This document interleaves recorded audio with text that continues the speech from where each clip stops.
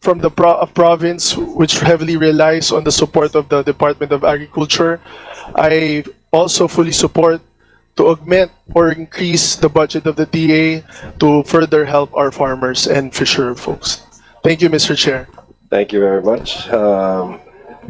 The chair now recognizes from the majority Representative Maximo Rodriguez, Jr. Good afternoon, Chairman. Good afternoon to all the DA family, and of course the Honorable Laurel, the USEX and everything. May I just say that I am honored to sit here beside the former President, Gloria Macapagal Arroyo. You know, I have to mention this because it is about policy. In her time, in one of your personas, I remember right, you directed the transfer of DA to Mindanao. There was a time, yes. And during that time, we were very happy because, you know, Mindanao has only been last. And according to the Bible, those last will be the first. And the first will be last, okay? And so, thank you, President, for that. So it's an eye-opener to us, no? Okay. Now, I go to the research done by our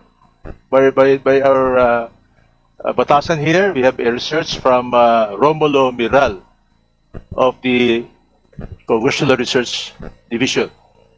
And in his findings, agriculture, vital as it is in Mindanao, only gives a share of 12.2% of the total budget. Okay? So that is the picture that we are having. We are in Equandiri because other heads are now saying about this, about that, about independence and everything. No. But then we have to stick to the constitutional mandate of what we have, the form of government. And so may I ask the Secretary, the good Secretary, have you ever thought of increasing the budget of Mindanao so that we will have less incidents of poverty where we have 6 provinces having a poverty rate of at least 25%. The BAR must 40%, the BAR. Basilan is about 30%. No? Zamboanga Sur is about 36%.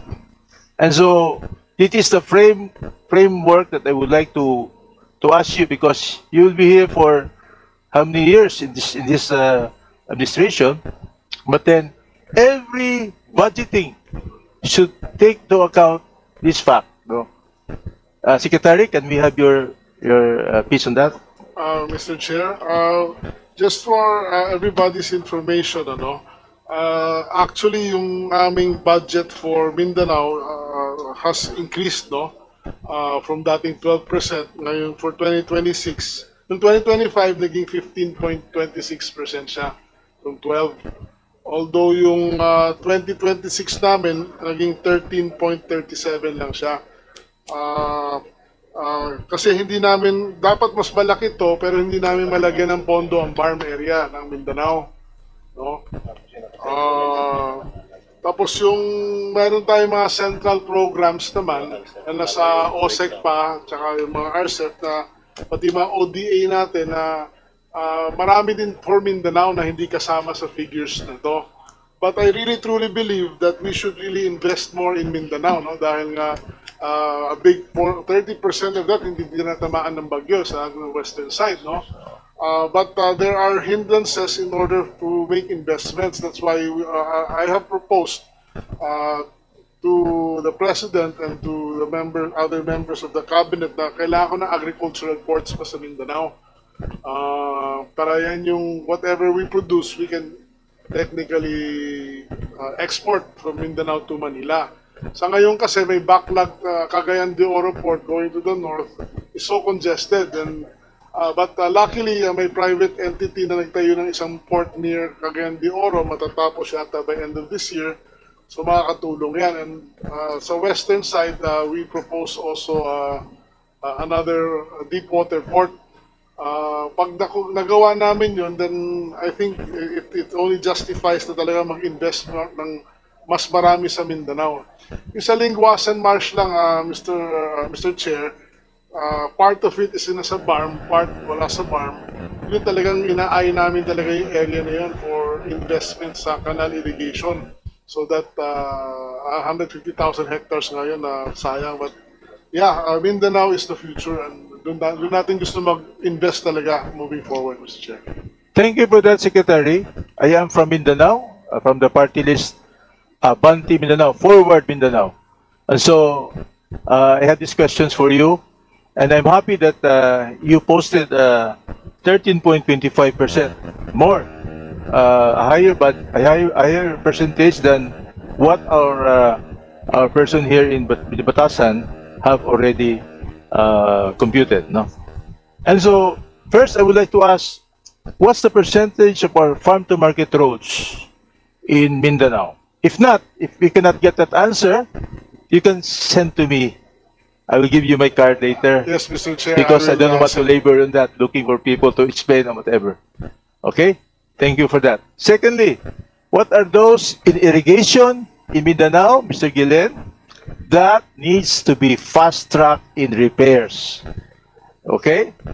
And if you don't have the ready answer, I will very much to receive your email for me on that. I know it's a little lower than anybody in any island in the Philippines, but I will consider it as always as a reminder to you about what should be done with the repairs of our dikes for irrigation. Yes, Mr. Chair, ibigay na lang namin sa inyo. Pati na po yung mga proposals namin na palagay namin napakaganda mga proposals. I-share ko namin sa inyo. Yeah, go on with your solar pumps for irrigation. That's good because Mindanao has a lot of lands and needs to be supported with irrigation. Okay, I'm directing my question to the BFAR. What are you doing with the poor farmers in Mindanao? Do you have idea on what you are doing there in Mindanao? So BFAR? Because you know, farmers and fishermen are the poorest in Mindanao, even in Visayas. But then we have to go to these people in order to know what's the government is doing for them. Mr. Yes, fisheries. Mr. Chair, good afternoon po. As far as fisheries is concerned, Mr. Chair, we are, the MAFAR, Mr. Chair, is coordinating with the BFAR regarding the cascading the programs and projects of the BFAR, just like with the adjudication law enforcement aspect. However, for the projects that is being implemented to BARM, we have fuel subsidy, which is we transferred 50 million pesos, Mr. Chair, directly to MAFAR, and then we have also we also provided the implementation of the seaweeds, wherein we procure all the equipments and implements in the central office, and then the recipient is the BARM, Mr. Chair. Thank you. Can you send to me data on that in my email? Soon? Yes, Mr. And Chair. then I'll go to Coconut Authority. Can I have 1 minute? Can I go to the Philippine Coconut Authority? How long have you been replanting for our hybrid seeds, coconut seeds? And what is the figure of how percentage of our planting in Mindanao? If you will, Mr. Hi, sir. Mr. Dexter. Chair. Actually, in the pie of the budget for Massive and other services, our priority is 40% is Mindanao, 30% in Luzon, and 20% in Visayas. Our basis is the number of farmers that we have, with a total of 2.9 million farmers. Most are located in the Mindanao areas, and other even what do you call the oil mills are also located.